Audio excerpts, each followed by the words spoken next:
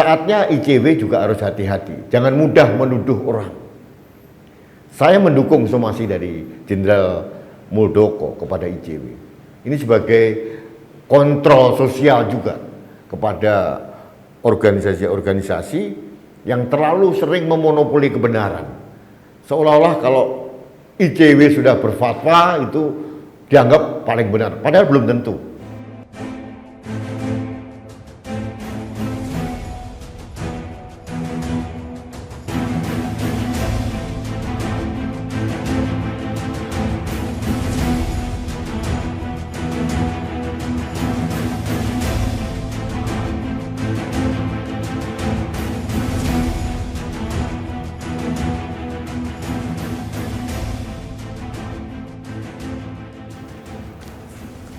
Halo sahabat Indonesia, kita bertemu lagi di Opini Rudy.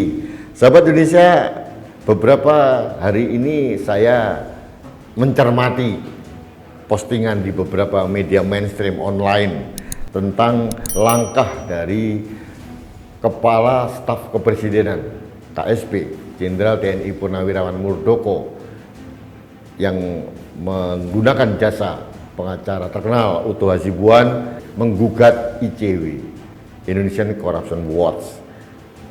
Apa yang digugat dari ICW? Nah, ini menarik sekali. Beberapa waktu yang lalu ICW merilis suatu press release dari ICW secara resmi yang mengatakan ada indikasi kuat pejabat-pejabat publik, salah satunya disebutkan adalah Muldoko, mempunyai kaitan dengan perburuan rente untuk mendapatkan keuntungan produk ivermectin untuk COVID-19. Ini menarik sekali, ya. Kita tahu memang Pak Muldoko pernah mempromosikan ivermectin. Saya pribadi, lepas daripada kontroversi yang ada, saya percaya itu. Karena ivermectin banyak menolong saudara-saudara saya untuk menyembuhkan diri dari COVID. Apalagi dari serangan COVID varian Delta, dan sekarang ada Delta Plus. Tapi saya menghormati juga keputusan BB POM, kemudian dari beberapa tenaga medis atau mungkin ahli medis yang agak sedikit prudent, hati-hati dalam mencermati fenomena hadirnya obat cacing ini, ivermectin ini. Nah, lepas daripada itu, ICW melihat bahwa ada agenda atau intens dari Muldoko ini dengan promosi ivermectin. Katanya ada hubungan dengan PT Harsen, produsen dari ivermectin di Indonesia. Sahabat Indonesia, saya tidak masuk dalam silang sengkarut tuduhan atau mungkin pelaporan Pak Muldoko kepada ICW atau semacam somasi Muldoko kepada ICW untuk minta maaf dan sebagainya. Tapi saya jujur aja kali ini saya menyoroti peran ICW. ICW ini sudah lama saya agak gerah kadang-kadang. Saya mendukung langkah ICW gitu. Tapi pada saat ICW berlagak seperti pemegang otoritas kebenaran di Indonesia ini, dan mereka merasa bahwa memegang mandat untuk mengawasi pejabat publik atau pemerintah, saya agak jengah juga. Pertama, siapa yang memberikan mandat? Saya pun bisa kok mengawasi pemerintah, mengawasi pejabat publik, dan juga mengawasi ICW gitu, karena saya rakyat jelata.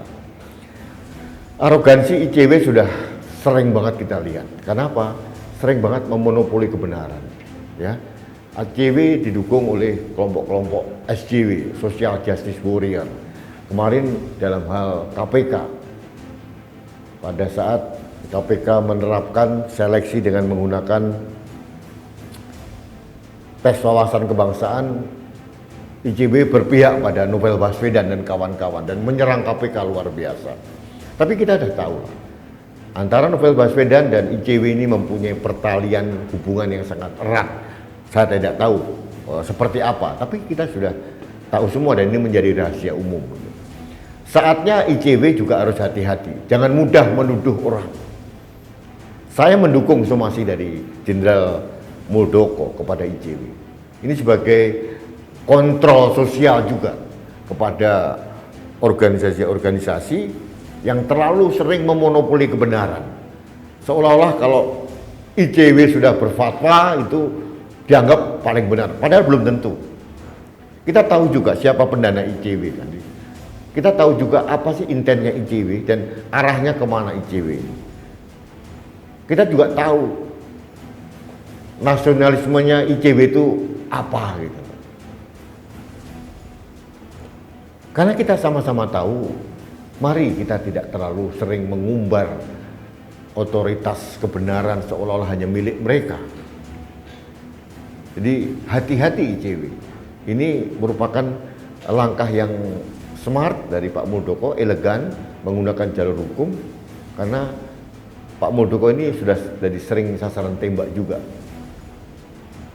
Jadi kasus Jiwasraya, kasus Asabri, ICW juga pernah mengkritisi Pak Muldoko, tapi ternyata kan tidak terbukti. Minimal sampai detik ini tidak ada kaitan secara legal keterlibatan Jenderal Muldoko terhadap kasus korupsi Jiwasraya dan Asabri. Nah, ini menarik sekali. Saya harus objektif karena saya juga sering mengkritisi Pak Muldoko, utamanya terkait dengan pengambil alihan Partai Demokrat beberapa waktu yang lalu. Tapi kali ini saya mendukung beliau untuk mengkritisi ICW, karena jangan sampai ICW ini tadi saya bilang terlalu sering memonopoli kebenaran, merasa paling benar dan mengglorifikasikan dirinya berlebihan. Itu menurut saya ICW sudah kebablasan.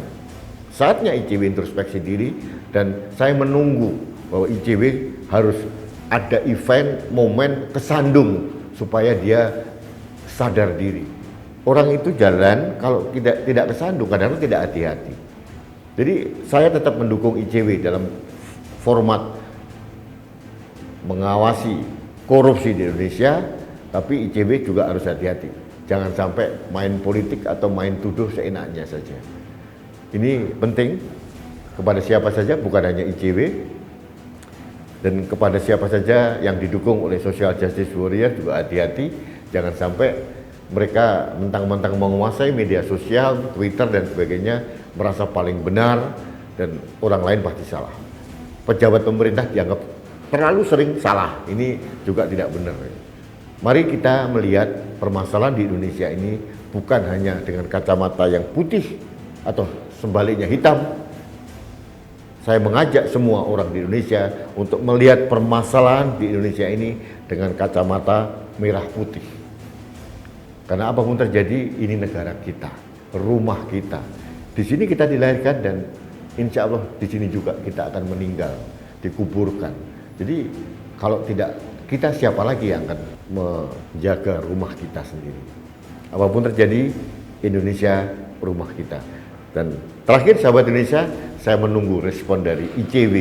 Apakah dia akan melawan atau legowo, rendah hati untuk minta maaf kalau memang dia salah. Itu opini saya tentang kasus yang terkait dengan Jenderal Muldoko dengan ICW saat ini.